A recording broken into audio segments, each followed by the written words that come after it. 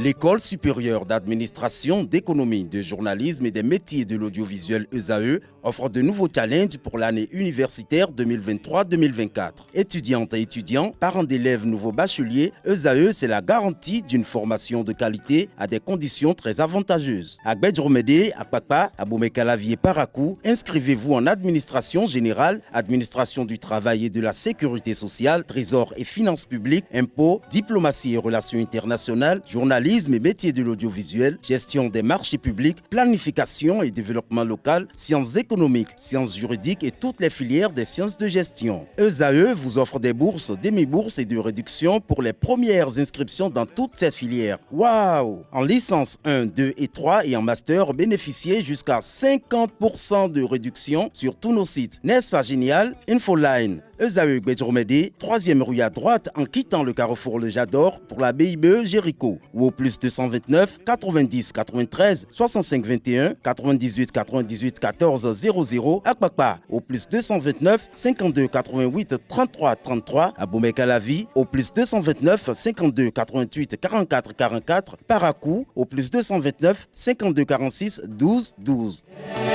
ESAE, l'excellence à un an. Amis sportifs, bonjour. La première partie des mondiaux de pétanque 2023 s'est achevée mardi dernier à la place de l'Amazone à Cotonou. Le Bénin sort de ce premier round avec le sacre mondial dans la catégorie doublette mixte et vice-champion dans la catégorie doublette homme. Le film de la journée avec Aneldo.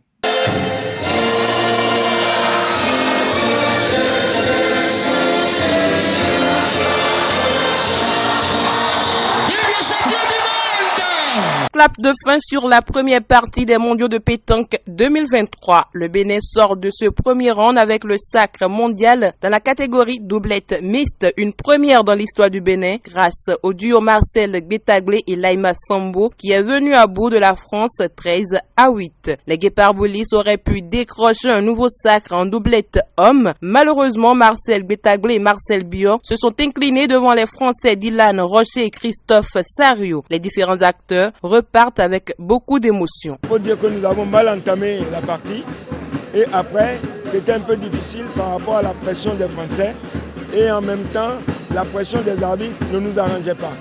Donc on a eu de pression du côté des arbitres qui nous pressaient de jouer, sinon on avait des cartons, qui nous pressaient de jouer parce qu'on se divisait en deux. Mais quant aux Français, ils pouvaient se mettre des deux côtés, ils ne leur disaient rien.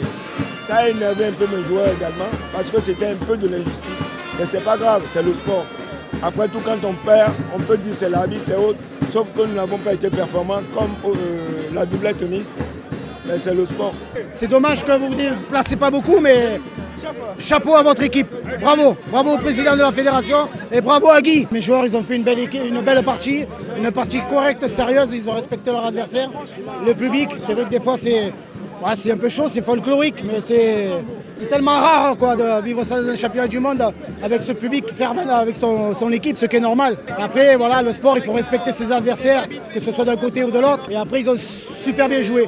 Mais voilà, je dis chapeau à vous et chapeau au Bénin d'avoir organisé ce championnat du monde. Je suis très heureux parce que ça n'a pas été facile du tout.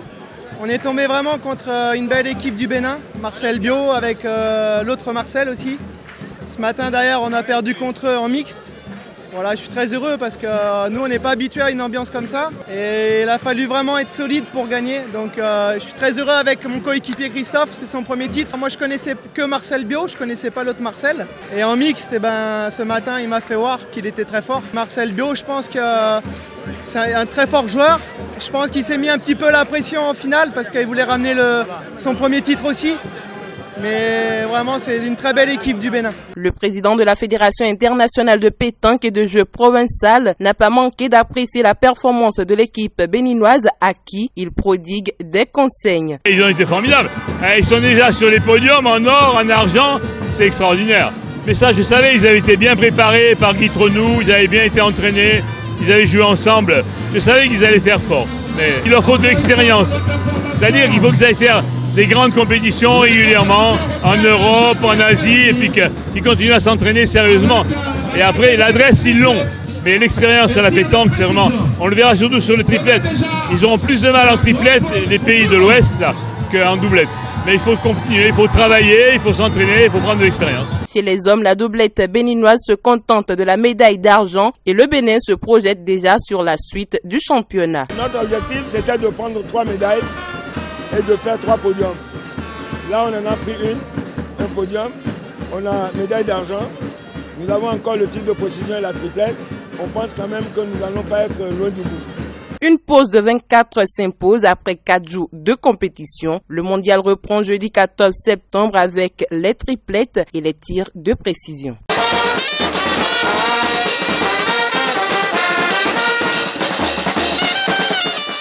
Au terme de la compétition, Claude Azema, président de la Fédération internationale de pétanque et de jeux provincial, s'est exprimé sur cette Coupe du Monde organisée par le Bénin. Des propos recueillis par Anel Dou. Mon impression, elle est formidable depuis que je suis arrivé. Mettre en place des installations pareilles avec des tribunes, des terrains sur un endroit qui était un peu le désert, c'est fantastique. J'ai jamais vu ça nulle part. Les installations sont incomparablement belles, il n'y a aucun souci à ce niveau-là. L'organisation, c'est parfait, on avait bien travaillé avec eux en amont. Tout ce qu'on leur a dit, ça a été respecté. Il n'y a pas une faille dans l'organisation, c'est vraiment très très bien. Ce qui m'a impressionné, parce que je suis beaucoup pour le sport féminin, c'est l'arrivée des femmes d'Afrique de l'Ouest dans les compétitions. On n'en avait jamais vu. Et là, il y a 6 pays qui en ont amené. Elles ont fait des médailles, dont une médaille d'or. C'est extraordinaire pour le sport féminin. Donc j'espère que ça va continuer. Et le niveau général de l'Afrique ici est bon, déjà, je le savais. Le conseiller du ministre des Sports béninois Jean-Marc Adovi Boko a également apprécié le palmarès de l'équipe béninoise durant cette première partie de la compétition. C'est une grande fierté d'abord d'accueillir ces championnats du monde. Après, de les accueillir dans ces conditions, le président de la Fédération internationale, Claude Azema, a dit lors du discours d'ouverture combien il était impressionné de la qualité de l'organisation et des infrastructures. Donc ça, d'abord, c'est une grande fierté. Et puis, accueillir ces championnats du monde et puis gagner cette première finale en doublette mixte, c'est fantastique, notamment devant la France, qui est une grande nation de pétanque, on le sait. Malheureusement, on perd cette deuxième finale, mais on n'a pas démérité. Et je suis sûr qu'avant la fin de la compétition, on gagnera encore une finale. La pétanque, c'est quelque chose de particulier. Normalement, on ne doit pas faire de bruit quand les joueurs jouent. Bon, on a encore du mal à se discipliner là-dessus. Donc, l'arbitrage a été ce qu'il a été. Je n'ai pas pour habitude de me cacher derrière l'arbitrage pour expliquer une défaite. Ce matin, on a gagné. On a gagné une, on a perdu une. Il faut être sport et reconnaître la qualité de cette équipe française. On est champion du monde en doublette mixte et ça, c'est une grande fierté. Le Bénin aime le sport, ça prouve que le Bénin aime la pétanque. Bon, il faut qu'on apprenne les règles au niveau du bruit, du silence qu'on doit faire quand les joueurs jouent. Mais c'est festif. On sait que le public béninois aime le sport et il le montre et les gens apprécient ce qui se passe ici au Bénin aujourd'hui et il faut qu'on soit fiers de ça. J'espère vraiment que sur les triplettes et sur les tirs de précision, on ramènera une autre victoire. Et ce serait vraiment magnifique pour le pays. Et déjà, je peux vous dire qu'un titre de champion sur notre terrain, champion du monde, il faut qu'on le savoure. On organise, on gagne. Et ça, il faut remercier tous les organisateurs, tous ceux qui ont mis la main à la pâte. Du chef de l'État jusqu'au ministre et le gouvernement et tout le comité d'organisation, parce que je peux vous dire que ça a été... beaucoup n'ont pas cru à notre capacité à organiser. L'organisation de ces championnats mondiaux de pétanque édition 2023 est marquée par la forte présence du Conseil national des supporters du Bénin, CNSB. Le groupe dirigé par le président Léopold Ouankou avec de l'animation et des chants rend plus attractive ce rendez-vous mondial. Reportage.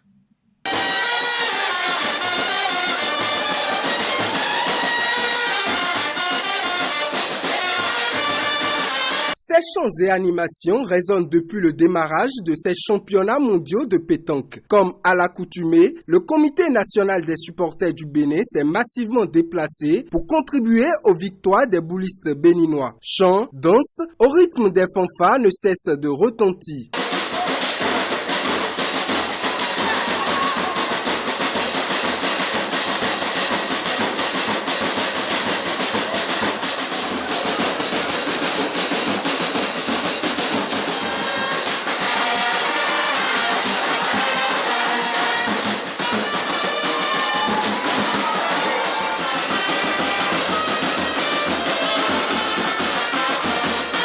Ce soutien inconditionnel d'une grande utilité est reconnu au-delà des frontières béninoises. C'est le savoir-faire. On est tout en train de travailler. Ce n'est pas de l'amateurisme. On est mature. Et comme vous le constatez, par exemple à la Coupe du David des Nations, on a eu 3 trophées là-bas. C'est-à-dire que ça évolue sur le plan de l'animation au niveau des supporters. C'est une structure organisée. C'est le lieu ici de remercier le ministre Jean Lobeki qui a su mettre les petits plats dans les grands pour faire parler des supporters béninois. Comme vous le voyez, je suis soufflé. C'est l'émotion parce que j'ai assez dansé. Le Bénin est honoré aujourd'hui. Thomas, pour nous, on n'a pas pu avoir la seconde finale. Mais c'est déjà quelque chose. Je suis content que l'organisation a été une réussite. On sent réellement la Coupe du Monde de pétanque. Et le CNSB, c'est-à-dire les supporters, ont joué le rôle qui est le leur. Parce que là, on a fait le maximum. On a senti l'engouement. Et grâce à nous, l'équipe a pu avoir la finale. Cette ambiance qui fait vibrer l'esplanade de l'Amazone va se poursuivre jusqu'à la fin des hostilités de ces championnats mondiaux de pétanque, de quoi donner de la force aux Béninois pour décrocher d'autres médailles. C'est, comment dirais-je, notre deuxième finale. Le Bénin sera encore sacré champion du monde pour les triplettes. Ça là, soyez sûr et certain, on va mettre le maximum pour que ça soit ainsi. On peut déjà se frotter les mains parce que le niveau de la pétanque du Bénin a quand même évolué. Donc on va parler de nous sur le l'échiquier national et international. Les supporters béninois s'engagent à œuvrer davantage pour la victoire de tous les ambassadeurs béninois. Autre information, le premier joyau construit par la Fédération béninoise de football, le Centre d'excellence sport et études de Ndali, a ouvert ses portes le lundi 11 septembre dernier. Ils sont 24 pensionnaires à effectuer la pré-rentrée en attendant le démarrage effectif de la rentrée scolaire 2023-2024, lundi 18 septembre 2023. En effet, les pensionnaires de ce centre ne vont pas seulement se consacrer au football, ils auront également l'opportunité d'aller à l'école. Le cursus scolaire, évoque Adolphe Augouillon, est un volet très important pour nous puisque le football puisse se développer avec son cerveau. Et nous avons la ferme conviction que l'école participe au développement du cerveau en plus de la pratique sportive. Autre discipline, les joueurs béninois sélectionnés pour représenter la nation durant la prochaine Coupe d'Afrique de Maracana à Grand Popo continuent leur préparation dans la cité balnéaire. Après leur mise au vert du 1er au 3 septembre, les Guépards sélectionnés pour les équipes nationales seniors et super seniors engagées dans la 10e édition des Nations Maracanes Grand Popo 2023 aiguisent toujours leurs âmes avant la date fatidique. Dans la matinée du dimanche dernier, ces derniers ont procédé à une nouvelle séance de jeu dirigée par l'encadrement technique afin de peaufiner leur préparation. La séance était concentrée sur la mise en place technique et tactique après 2 mois de préparation physique. Le sélectionneur principal, Hakim Bissiriou, a salué les membres du comité de normalisation de la Fédération béninoise de Maracana et le comité d'organisation de la CAN pour avoir pris très tôt les taureaux par les cônes pour la bonne préparation des différentes équipes. La Maracane Grand Popo 2023 démarre le 24 septembre pour prendre fin le 30 septembre 2023. Pour finir, les 11e championnats du Bénin d'escrime sont lancés. hier mercredi 13 septembre 2023 à Porto Novo. C'est l'esplanade de l'Assemblée nationale qui abrite l'événement. À l'occasion, la Fédération béninoise d'escrime a officiellement réceptionné du matériel sportif que lui a offert le Comité national olympique et sportif béninois. 3 disciplines, à savoir le fleuret, l'épée et le sabre, vont permettre aux participants de se jauger afin de désigner les meilleurs athlètes de la discipline de cette saison. La grande nouveauté des championnats est l'utilisation de matériel de compétition répondant aux normes de la Fédération internationale d'escrime.